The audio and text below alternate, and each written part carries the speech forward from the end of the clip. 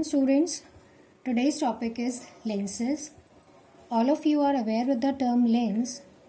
These lenses we'll use in our daily routine life in the spectacles to see the world around us clearly, in microscopes to see the small things, in telescopes to see the farthest objects, and so on, in many optical devices.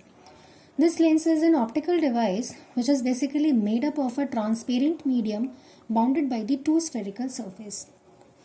On the basis of the structure of the lens, we'll divide these into two categories. The first one is convex lens and the second one is concave lens. This convex lens is made up of a transparent medium which is bounded by the two spherical surface, that it is thick at the middle and it is thin at the edges. Concave lens is opposite to this one. It is thin at the middle and thick at the edges. Now, the main topic is to draw the ray diagram with the help of these convex and concave lenses. So, there are some important terms which you must know before drawing these ray diagram. Our first term is aperture. Look at the diagram over here. This is the convex lens. This is the principal axis. This one is the optical center.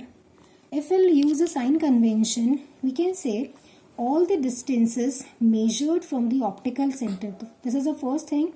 We'll measure all the distance from this optical center, and all the distance which are in the same direction of the incident ray will be considered as positive, and all which are against the direction of incident ray will be considered as negative. The height above the principal axis is considered as positive and below the principal axis it is negative. So aperture. Aperture is the area of the lens which is available for refraction.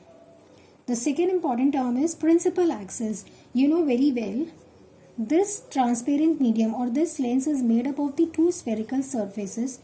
So the principal axis is a straight line which is passing through the center of curvature of these two surfaces. The third important term is optical center. This optical center is here.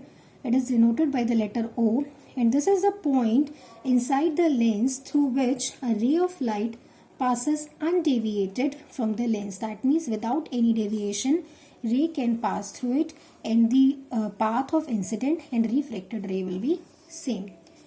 Now, principal focus and focal length. Principal focus or focal length for the convex mirror first.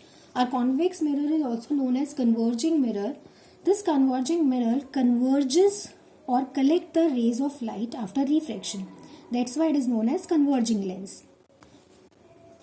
We can see this is the convex lens.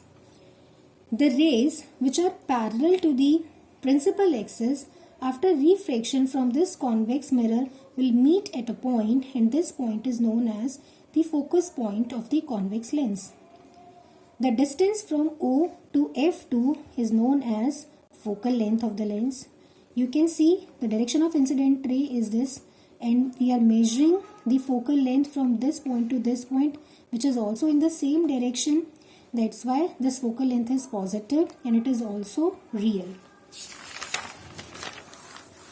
Now, this is the concave lens, and concave lens is also known as diverging lens. That means which spread out the rays. So, principal focus of a diverging lens is a point from which a beam of light which is parallel to the principal axis, it appears to diverge after refraction. You can see these rays will never going to meet, but when we join the rays, we'll get a meeting point. This point is virtual, it is not real. That's why this focus is virtual, and it is against the direction of incident ray. That's why this focal length is negative. That's all about these important terms.